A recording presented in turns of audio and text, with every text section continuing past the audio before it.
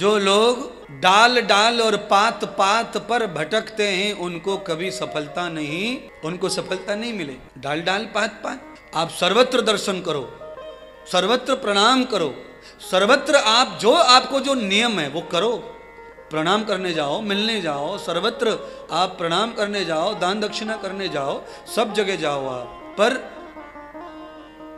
आपको एक जगह कहीं न कहीं अपने आप को ठहराना पड़ेगा, कहीं न कहीं। अच्छा बोलिए, आदमी सर्वत्र यात्रा करता है, मामा के यहाँ जाता है, जीजी के यहाँ जाता है, फूफा के यहाँ जाता है, साले के यहाँ जाता है, गुरुजी के यहाँ जाता है, और भी कहीं जाता है, कभी होटल में जाता है, कभी धर्मशाला में जाता है, पर कहीं न कहीं होकर के अपने घर में आके ही टिकता है। अब घर होटल जैसा नहीं है, घर तो छोटा ही है। होटल बहुत बढ़िया था, पर होटल में हम 10 दिन ही तो रह पाए, पैसा इतना नहीं खर्च कर सकते थे घर में रह करके। पर हम जैसे अपने घर को ज्यादा महिमा मंडित समझते हैं, वैसे ही सब देवों की पूजा करते हुए भी भगवान गणेश क्या कर रहे हैं वो कथा सुनिए। भगवान श्री गणेश ने पार्वती जी की आज्ञा को सर्वोपरि रखा, क्योंकि वो दुनिया में किसी को जानते पहचानते ही नहीं है। जैसे ही प्रकट हुए 7 वर्ष की आयु के, उतनी समझ के तभी उन्हें गुरु प्राप्त हो गया। और ये पक्की बात है, 7 साल की आयु में, आज भी मैं चैलेंज करता हूं, हमेशा करता हूं, 7 वर्ष का बच्चा मुझे दे दो और दोबारा कोई जन्म देने वाला उसे ना मिले, उसे आज भगवान बना के ले जा सकते हैं बाद में। केवल आप दो तो सही, पर मुश्किल यह है कि मुझे 7 साल के भी मिले, मुझे 6 साल के भी मिले, मुझे 11 साल के मिले, पर जिन्होंने मुझे दिया उन्होंने उनका संग नहीं छोड़ा, इसीलिए वो गुंडे थे, गुंडे ही वापस चले गए, वो कुछ भी बन पाए, बन नहीं पाए।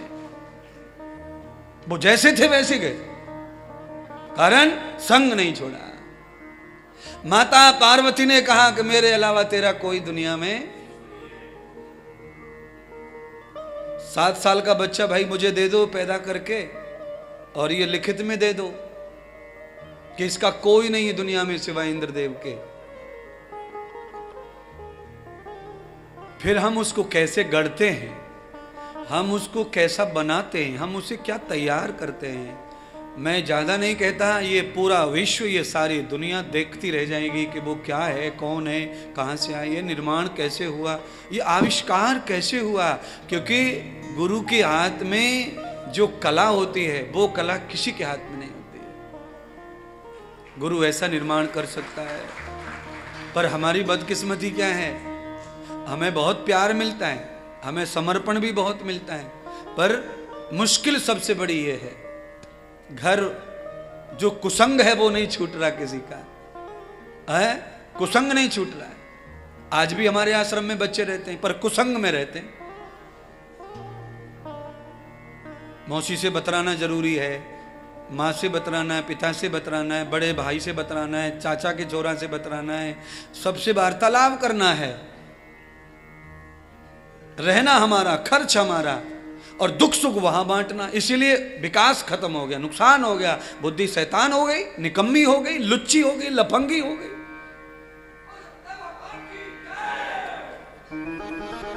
जिनके खाएं, जिनका सोएं, जिनके नाम से प्यार पाएं, नाम पाएं, उनके लिए ही मरें, तब जाके विकास होगा, तब उन्नति होगी।